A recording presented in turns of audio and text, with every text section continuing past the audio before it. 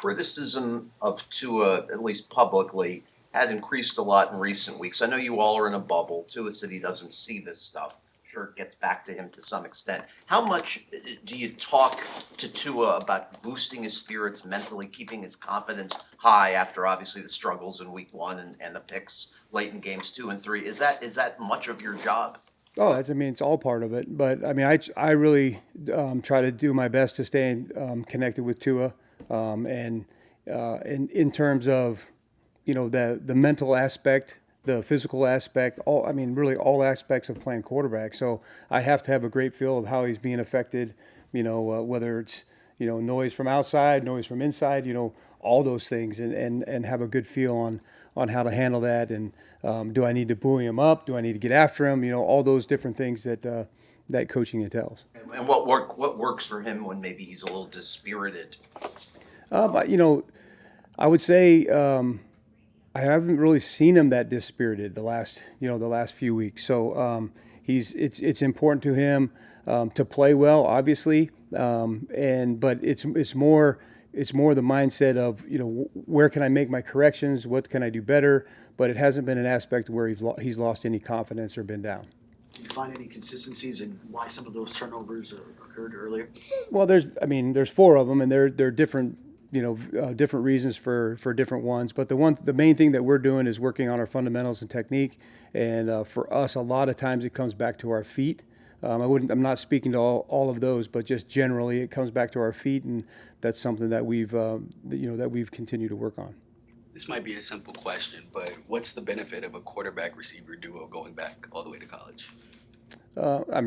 You've had a lot of experiences together, and you kind of know where the bones are buried with everything that's ever happened. You can fall back onto all your past experiences.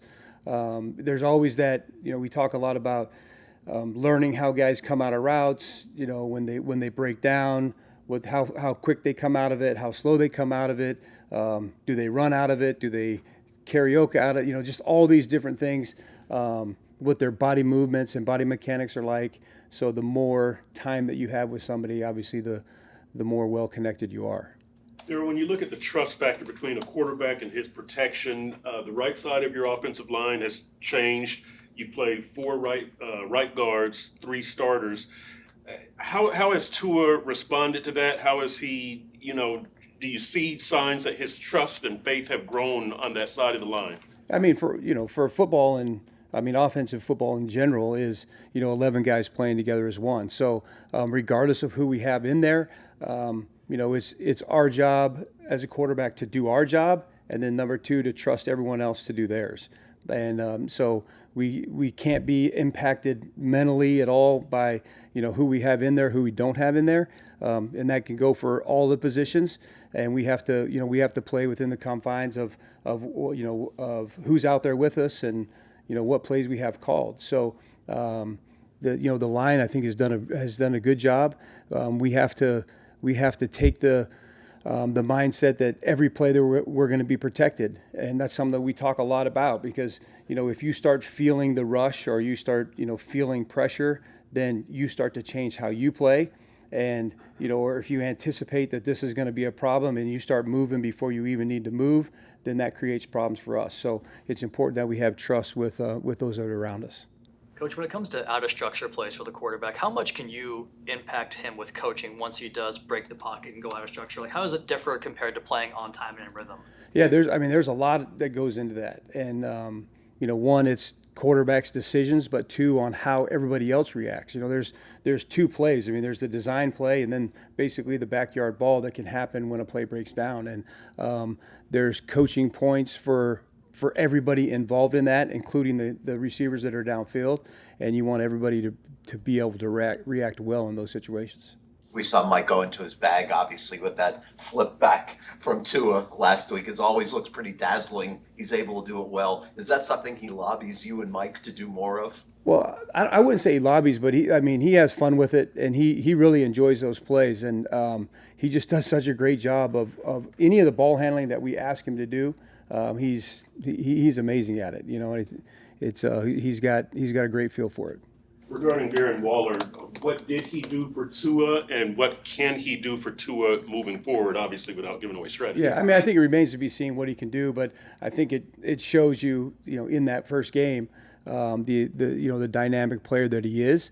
Obviously, he's a bigger target than we've had, so the catch radius is bigger, the throw types are bigger.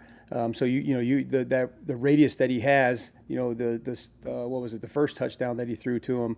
I mean, you could see that you're not throwing that to Tyreek, you're not throwing that to Jalen. I mean, it's a totally different ball, and for him to have confidence enough to throw that to him and Darren to go make that play, it just shows some of the connection that they already have, and we're excited about where we can see it can go. Did you have any? I don't think your careers passed with Darren at all to this point, so you didn't really know him too. Did not. Okay. Mm-mm. You mentioned catch radius, and I asked Tua about this yesterday, but it feels like maybe 10 or so years ago and before in the NFL, receivers were all about radius. Long arms, tall, can jump a mile, and it's kind of shifted toward shiftier receivers, guys who can separate. And do you see more value, I guess, in a receiver with a wide catch radius or a receiver that can separate and create some space? For me, I would like to have variety, so I think both of them are very important, and you can use those accordingly. I go back to my days at Seattle. You had a Doug Baldwin, a Jermaine Kearse, and a Jimmy Graham. I mean, really three different types of players. You had inside quickness, you had big radius.